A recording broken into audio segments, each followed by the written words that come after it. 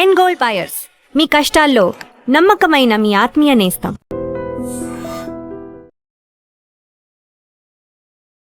నమస్కారం, welcome to I dream. ధర్మ మార్గం విత్ విజిత కార్యక్రమానికి స్వాగతం.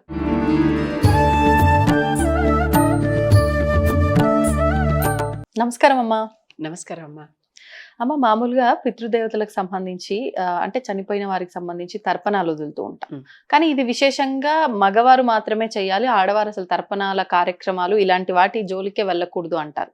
కానీ మాతృగయలో మాత్రం ఆడవారు కూడా ఇలాంటి కార్యక్రమాలు చేయొచ్చు, చేస్తున్నారు ప్రస్తుతం కూడా అని చెప్పి విన్నాను. అది ఎంతవరకు వాస్తవం? ఇది వాస్తవమే. మొదట మీరు ఒక మాట చెప్పారే, మగవాళ్లే తర్పణాలు వదులుతారు, ఆడవాళ్ళు వదలరని. అది కూడా అన్ని చోట్ల నిజం కాదు. ఇప్పటికీ మన తెలుగు దేశాల్లోనే ఆ గోదావరి ప్రాంతంలో కొన్ని చోట్ల ఆడవారు కూడా వెళ్లి తర్పణాలు వదులుతారు. చనిపోయిన తర్వాత ధర్మోదకాలు అని చేసేటప్పుడు ఆడవాళ్ళు కూడా చేస్తారు. ఇప్పటికీ కొన్ని కులాల్లో అంటే వాళ్ళకి అలా వంశాచారంలాగా వచ్చింది. ఆడవాళ్ళు కూడా దహనం చేసేప్పుడు శ్మశానానికి వెళ్తారు. గమనించారా ఎప్పుడైనా? ఆడవాళ్ళు కూడా దహనం చేసేప్పుడు వెళ్తారు, వాళ్ళు కూడా అది విట్నెస్ చేస్తారు. అఫ్ కోర్స్ అక్కడ చేసేవాడు మగవాడు అయి ఉండొచ్చు, ఆ నిప్పు పెట్టే తల కొరివి పెట్టేవాళ్ళు మగవాళ్ళు అయి ఉండొచ్చు. విట్నెస్ చేస్తారు వీళ్ళందరూ కూడా.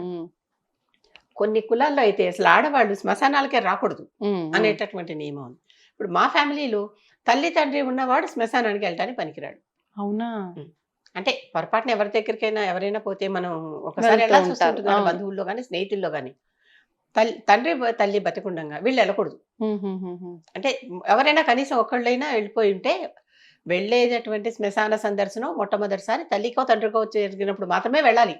అది నియమం. అలా అలా కుటుంబాన్ని బట్టి ఆచారాలు ఉంటాయి, ఎవరి ఆచారాలు వాళ్ళు పాటిస్తారు. ఆచారం అంటే ఆచరించేదే ఆచారం. ఏది మనం ఆచరిస్తూ పోతూ ఉంటామో అదే ఆచారం, అంతకు మించి ఇంకొక ఆచారం కాదు ఇది. ఇక్కడ భాగవతంలో తృతీయ స్కందంలో మనకి కపిల మహర్షి జననం, కపిలుడు అంటే సాక్షాత్తు విష్ణుమూర్తి అవతారం, ఆయన జననం అది కనిపిస్తుంది. దేవహూతిని కర్దముడికి ఇచ్చి వివాహం చేసినప్పుడు వాళ్ళకి ఆడపిల్లలు పుడతారు. ముందర 9 ఆడపిల్లలు పుడితే వాళ్ళందరినీ ఋషులకు ఇచ్చి వివాహం చేస్తారు. అంటే కన్యాదానం కూడా తప్పనిసరిగా ప్రతి వ్యక్తి జీవితంలో చేసుకుని ఉండాలి. మగపిల్లలే కావాలి అనుకోవటం కాదు. నాకు 2 మగపిల్లలు దేవుడిచ్చాడు, నేనేం చేయలేను. ఆ రోజుల్లో వీళ్ళే కావాలని ఏమి మేము ప్రయత్నాలు చేయాల, పుట్టింది వాళ్ళే. కానీ ఆ ఆడపిల్లలకి 9 మందికి కన్యాదానం చేస్తారు వీళ్ళిద్దరు, దేవహూతి కర్దముడు. చేశాక కపిలుడు కొడుకు కూడా పుడతాడు. ఈ కపిలుడికి కూడా చేయాల్సినటువంటి ఉపనయనాది కార్యక్రమాలన్నీ చేశారు. చేశాక వీళ్ళందరూ తపస్సులు, ప్రజాపతి, కర్దముడు ప్రజాపతి. వీళ్ళందరికీ అయ్యాక కర్దముడు ఏం చేశాడు, మరి నేను కావాలని మీ నాన్నగారు వచ్చి నేను పెళ్లి చేసుకోమని అడిగితే నేను నా తపస్సును పక్కన పెట్టి నిన్ను పెళ్లి చేసుకుని మళ్ళీ సంసారంలోకి వచ్చి నీకు అన్ని సుఖోపభోగాలన్నీ, కర్దముడు తన శక్తితో తపశ్శక్తితో కదిలేటటువంటి ఒక విమానాన్ని, ఒక పెద్ద పురాన్ని సృష్టిస్తాడు. దాంట్లో సమస్తం ఉంటాయి. చాలా కాలం ఈవిడ కర్దముడికి దేవహూతి సహాయం, అంటే తపస్సులో ఈయన సాయం చేసింది. నీకు సేవ చేసి చేసి నేను నీరసించిపోయాను, ఇప్పుడు నా శరీరం సంసారానికి సిద్ధంగా లేదు, నాకు బోలెడు ముందర శక్తి కావాలి, దానికి చక్కగా కావాల్సినటువంటి నగలు నాణ్యాలు పట్టు చీరలు అన్నీ కావాలి నాకు. అవన్నీ ఉంటే చక్కగా అప్పుడు మనకి సుఖం మీద ఆశ మడుతుంది, మనసు వెళ్తుంది, కనుక అలా కావాలన్నది.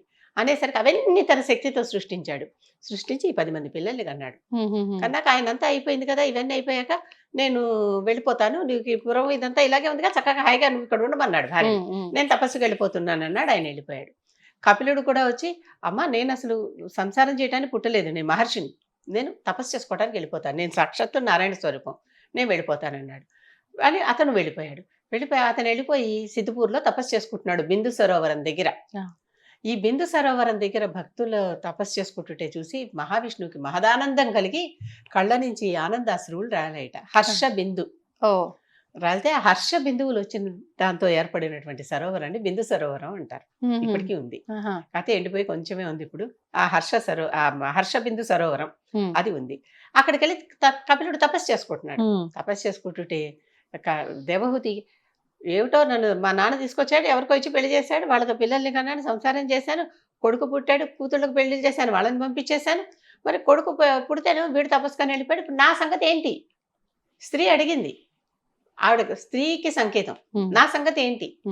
వీళ్ళందరికీ నా ముక్తి మోక్షం నాకు రావద్దు? అంతేగా. నీకు పిల్లల్ని కనటమే నీకు ముక్తి అంటే కనీసం అని అయిపోయింది, ఇప్పుడు నాకేంటి ఉమ్, అని అడిగింది.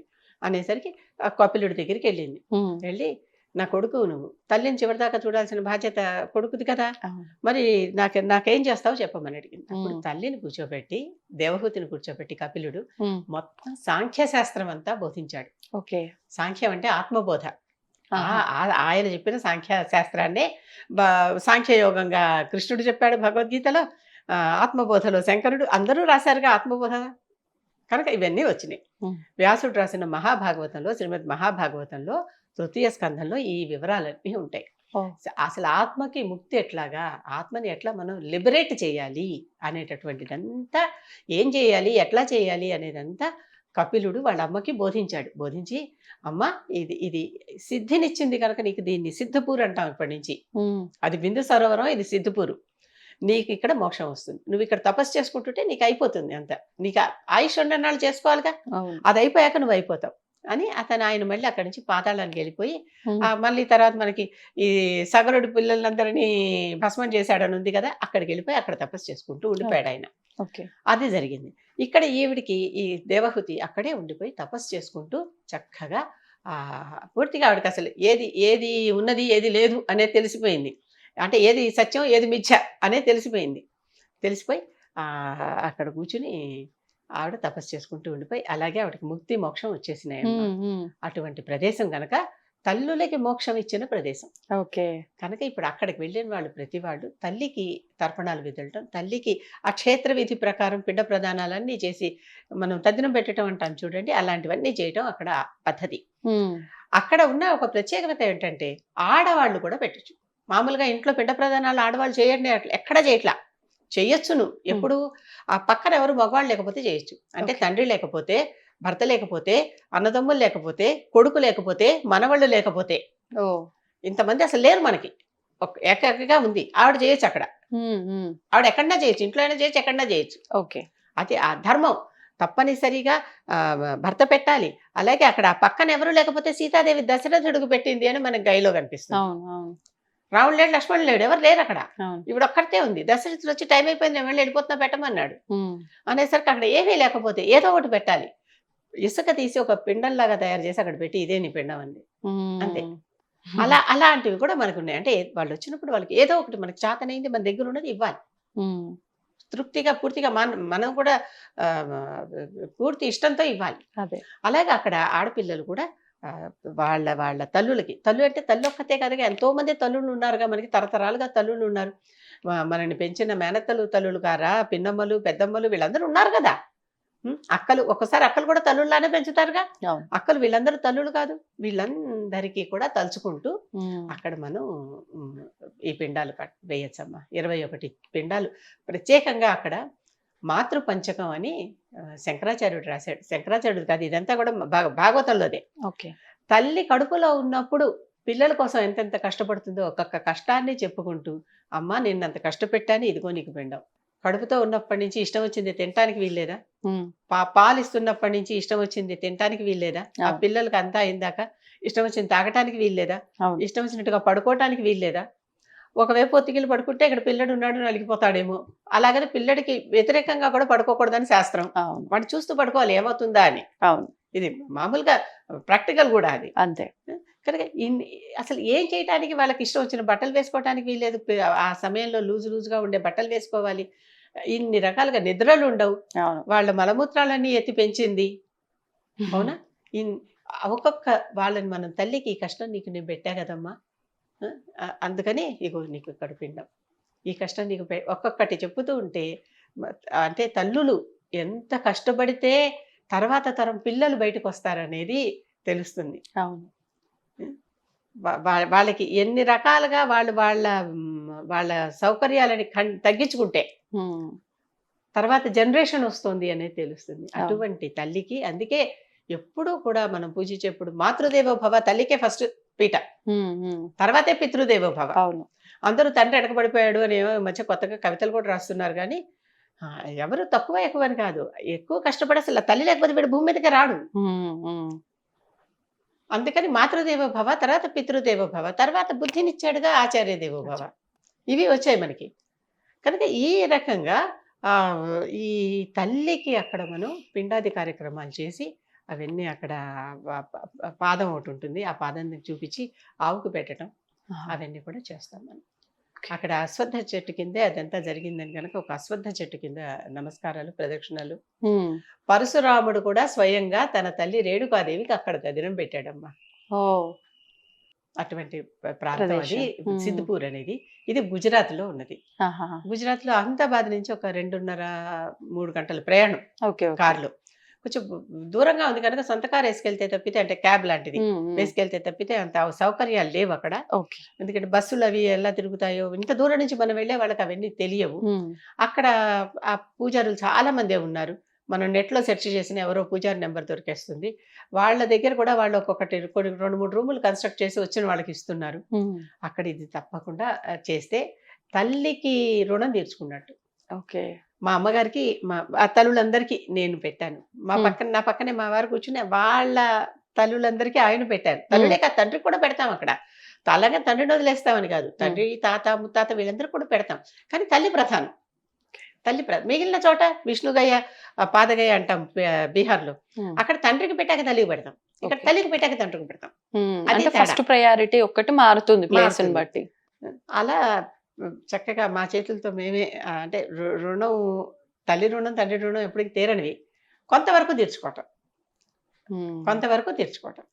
తీర్చుకున్నాం అన్న తృప్తి చాలా చాలా తృప్తిగా ఉంటుంది చేశాక. అది ఈ ప్లేస్ ప్రత్యేకత. సిద్ధిపూర్ అంటారు దాన్ని. అహ్మదాబాద్ నుంచి ఒక 3 గంటల దూరంలో, 2.5-3 గంటల దూరంలో మనకి ఉంటుంది ఇది. అక్కడ చక్కగా అక్కడే స్నానాలు అవి చేయొచ్చు. అక్కడ వాళ్ళు రూమ్లు ఏవో ఇస్తారు, ఆ రూములు తీసుకుని అక్కడ కూడా ఉండొచ్చు. ఎవరింట్లో చేస్తున్నామో వాళ్ళే మనకి భోజనం కూడా పెడతారు ఆ రోజు. అంటే తద్దినం పెట్టాక పూజ చేసిన చోటే భోజనం కూడా చేయాలి, అదొక నియమం. అలాంటి ఏర్పాటు కూడా ఉంది అక్కడ. ఆ పూజారి చేస్తారు. అవన్నీ కలిపే ప్యాకేజ్ ఏదో ఉంటుంది. మేము వెళ్ళిన ప్యాకేజ్ లో ఉన్నటువంటి ఆయన ఎలా చెప్పారంటే, అమ్మ ప్యాకేజ్ అనేది మీ శక్తిని అనుసారం, మీరు 500 ఇచ్చినా చేస్తా, 5,000 ఇచ్చినా చేస్తా, అదే పూజ చేస్తా. మరి పేదవాళ్ళు కూడా వస్తారు కదమ్మా నేను పెట్టాలంటే, వాళ్ళకి 500 శక్తి అయితే వాడు 500 పెడతాడు. 5,000 శక్తి అయితే 5,000 పెడతాడు, 50,000 శక్తి అయితే 50,000 పెడతాడు, వాళ్ళ శక్తి అనుసారం. అంటే అలాంటి వాళ్ళు కూడా ఇంకా ఉన్నటువంటి భూమి సిద్ధిపూర్. అది సంతోషం అమ్మా, చాలా మంచి ప్లేస్ గురించి వివరించారు. నిజంగా అందరూ ఒకసారి వెళ్ళి తల్లి రుణం తీర్చుకుంటే బాగుంటుందని ఆశ. అవును, అందరికి ఉంటాయి కదా, ఉంటాయి 5 రుణాలు ఉంటాయి. మనిషి అంటూ పుట్టాక మన సనాతన ధర్మంలో 5 రుణాలు ఉంటాయి. మాతృ రుణం అంటే దీన్నే పితృ రుణం అన్నాను, మాతృ రుణం అను, తల్లిదండ్రుల రుణం అనమాట. రుణం, ఋషి రుణం, దేవ రుణం, మనుష్య రుణం, భూత రుణం. తోటి మనుషులు లేకపోతే బతుకుతున్నామా? తోటి భూతాలు ఎన్నో మనకు ఎన్నో చేయకపోతేనే బతికేస్తున్నామా? భూమి లోపల వానపాము తవ్వాకేగా బియ్యం వస్తున్నాయి, అంతేగా. ఎవరో ఒక రైతు పండించాకేగా మనం తింటున్నాం. మనం పండించకపోలేకపోతున్నాం కదా. ఋషి ఏదో జ్ఞానం ఇస్తేనా మనం కొంచెం ఉండి తెలివితేటలుండి ఉద్యోగాలు చేసుకున్నాం, చదువుకున్నాం, ఏదో చేసుకుని బతుకుతున్నాం. దేవతలన్నీ మనకి శక్తులు ఇస్తేనే కదా మనం ఉన్నాం. తల్లి తండ్రి పుట్టిస్తేనే కదా పుట్టాం.